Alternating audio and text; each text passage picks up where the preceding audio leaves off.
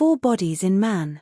As the subject is complex and significant in nature, requiring presentation from many points of view, in order to make a fundamental grasp of its meaning possible, and prevent it from being assimilated in an indifferent or merely formatory way. It is better to begin with a gradual approach. The teaching in essence is that man living in the given body of our first birth is capable of developing 3 further bodies, composed of finer matters. However, what this means and what ideas help to comprehend it need to be explored. What, for example, might it mean that man can develop another body, apart from 3 further bodies? In what way can we picture another, or a second body? We may grasp it first in this way. Imagine an individual, standing behind someone else and controlling them, in everything that they do or say. The person in front obeys the instructions of the person behind them. That is, the intelligence and will of the individual behind controls the actions of the one in front. We can take the person in front as the first body, and the person behind them as another or second body, which makes it easier to grasp the concept of the second body controlling the first. This is simple enough to understand, for in any organization of life, such as the military or a business corporation, there must be some degree of control of one individual by another, in a higher position of authority. In the case of a single individual, it is however more difficult to grasp. What in a single individual is going to control what inside of them?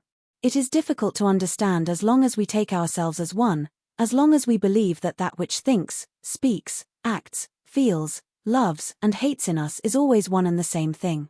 We know there is a phrase in the work, which says that unless a person divides themselves into 2, into an observing and an observed side, they can never shift from where they are. This is the starting point of all else. It is actually the starting point of another body, in the sense that unless this division begins in someone, unless they can become the subject of their own observation, then nothing can ever develop in them, something that can eventually control them internally, making the outer man-machine obey. Which means that no second body can be organized in them. Note here that the position of observing eye is always internal to what it observes. Furthermore, the external cannot observe what has become internal. This means that eyes that live in small mechanical external parts of centers cannot observe eyes that lie in more internal conscious parts of centers. As self-observation becomes deeper, more emotional, more real and more necessary, the position of observing eye becomes more internal.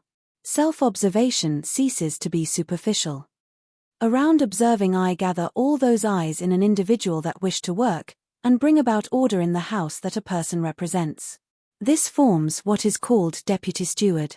The position of deputy steward is therefore internal to our superficial personality, the individual turned toward subjective life and driven by outer circumstances. So it is therefore, among other things, internal to our false personality. If all of that is more external, more mechanical in someone, begins to obey what is more internal in them, the internal develops control over the outer, or man-machine, and the result is that the order of things begins to be reversed. The individual is no longer driven by life so easily, by any external influences, by changing circumstances, and by characteristic reactions of their personality to life, through the habits of their body. They are no longer driven from outside so completely, and are no longer a slave to their own body, but begin to be controlled from within, at least at first for brief moments. This can be expressed in the manner here illustrated. If we take the idea as simply as possible, then we should see to some extent that the possession of a second body means that someone is different from an ordinary person. They are different because an ordinary person, a man-machine, is a function of life, a servant of nature. A man-machine is driven by life, and so always acted upon by, and obedient to life forces. They are driven from outside, and from the more external parts of themselves. But someone who has begun to have something internally organized in them, is no longer driven by outer life just as easily, and are at times controlled by something within themselves. At times they work in a reverse direction. We could imagine that we already work in this reverse direction, but this is simply imagination. A little sincere self-observation will show that we are truly functions of life. We are driven by life and circumstances, having nothing, or very little that is strong enough to resist being driven in this manner.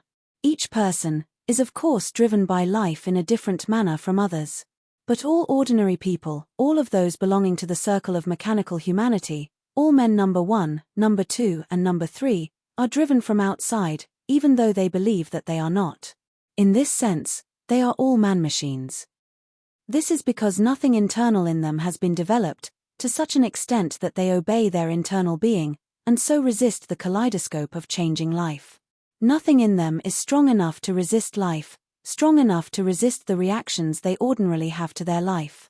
They might certainly notice that they do not react to life as others do, and then imagine that they can resist life. This is simply illusion. Everyone reacts differently, in his or her own way. Where one person reacts, another may not. But it is all the same in the end. It is all mechanical, and life controls them, through their particular special mechanical and habitual reactions to it. A good person fancies they are different from a bad individual, an optimistic person feels they are different from a pessimist, a careful individual thinks they are different from someone careless, and so on. Yet all are mechanical. All are driven by life. All cannot help being what they are. And if they try to be different, they will all find the same difficulties, of changing themselves and confronting those challenges. This means that all are, psychologically speaking, without anything organized in them to resist the particular mechanical effects that life has thrust upon them. They all work, or rather, are worked, from their life sides. They are all different kinds of machines, reacting or working in different ways, but all nonetheless driven by the impact of outer life. They are mechanically good, mechanically bad, mechanically optimistic, mechanically pessimistic, mechanically this and mechanically that. That is the teaching of the work about mechanicalness, about undeveloped man, the man-machine who serves great nature. However, the work teaches that we can cease to be a machine, through the inner development of individuality, consciousness and will. In other words, precisely those qualities that mechanical man imagines he already possesses. In a fuller developed individual, in someone possessing individuality, consciousness and will, it is not life and changing outer circumstances that mechanically drive them. Such a person has something organized in them, which can resist life, something from which they can act. Such a person, in short, can do, someone that can actually do something about it. This is because they possess more bodies than the one they received at birth. In this regard, then, let's glance at the New Testament. In the Gospels, Christ says that unless a man is reborn, he cannot enter the kingdom of heaven. Birth means a body, and rebirth is the second body. To be reborn is to have a second body. We know that Christ was transfigured, and appeared to his disciples in another form. Again, St. Paul speaks about the natural and the spiritual bodies of man. Speaking of the resurrection of the dead, he says, "But some man will say, how are the dead raised up? And with what body do they come?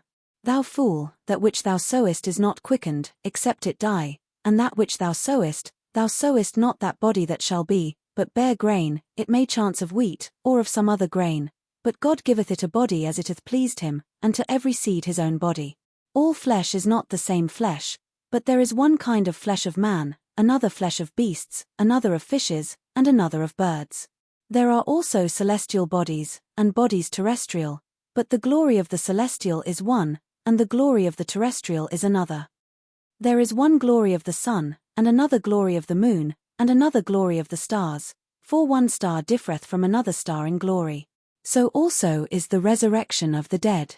It is sown in corruption, it is raised in incorruption, it is sown in dishonor, it is raised in glory, it is sown in weakness, it is raised in power, it is sown a natural body, it is raised a spiritual body.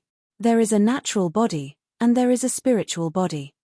See Corinthians 1, chapter 25, verses 35 to 44. In this passage we can dimly see outlined two great teachings of the work, one the ray of creation, spoken of here as the glory of the sun, the glory of the moon, and so on. Then the other is the teaching that man has, or can have more bodies than the physical body. For Paul speaks of man, as if he had a second body already, while Christ teaches that someone must be born again. The work speaks almost from its starting point of the essence in us all, being undeveloped. It defines a growth of essence, as a change in the level of our being.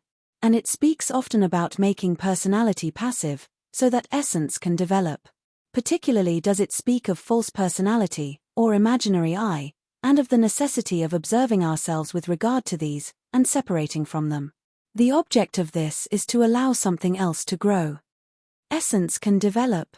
It is where an individual can grow from. And in connection with the development of essence, a second body can grow. But it cannot do so, as long as personality is active and controls our inner life. Let's take now the idea of inner separation. In my case, I must observe myself, and continually try to separate from the reactions and habits of my persona.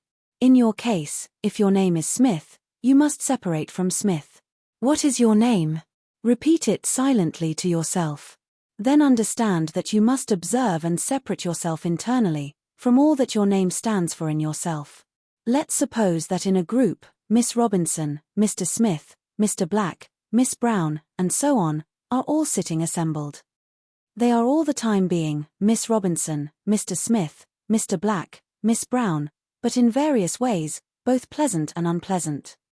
In the work of inner separation lies the whole first task of practical work. Mr. Smith feels he is superior to Miss Brown, and she in turn feels superior to Mr. Smith, and so on, endlessly. All this is difficult to explain in words, and one must have experience to see what is meant. We know that personality is active and essence is passive in mechanical man. We know that this is due to the action of life, which maintains the relationship between personality and essence. Life is the neutralizing force that keeps personality active and essence passive. There is only one force that can change this relationship of personality and essence, a force coming from outside of life. This is the work, or in general, conscious influences, coming from the conscious circle of humanity, which lie outside of mechanical life. This new arrangement is a reversal of the former arrangement. A reversal of sign has taken place. It begins when work in a person begins to become stronger than life. And this means that something organized has been made in us, that now takes control. For the work, coming from conscious influences, can form when planted in suitable soil, a receptive organ, through which we can receive force, which is our daily bread. Since essence is the most real part of anyone, and personality relatively unreal. For this organ to form itself correctly, it must eventually form out of that which is most real and sincere in us. It cannot form itself from the external, nor from the hypocrite in us, which is our false personality. We can here note that many thoughts enter therein, concerning the relation of personality and essence. In this regard, the idea of something new, forming as a consequence of the development of essence. For this reason, let's consider once more what the work says about the relation of personality and essence. We all know the teaching of the work about personality and essence, where it states that personality must be properly formed first of all, and unless it is, essence cannot grow beyond a limited point. Essence grows a little, and then personality must form around it, as a protective coating. Then essence can grow by using the food of personality, that is, by rendering personality passive. We can see then, that man, properly understood, is a series of experiments on himself. A badly formed personality, in conjunction with a childish essence, handicaps us. The idea is that we must go out of ourselves into life, and, as it were, come back again. A movement similar to that of the allegory of the prodigal son. Life must act on us fully, before essence can grow beyond its natural point. What is extraordinary about this, is that people think that essence can grow by itself. The work says it cannot. It can grow to a certain point, where it is still childlike. But then it stops. Personality must now form the potential and eventual food for essence. In so doing, personality must therefore be formed and become active. A person must learn all about the life that they are born into upon this earth. Then later, if they have magnetic center, and if they wish to, they can find the means of rendering their developed personality passive, through long inner work.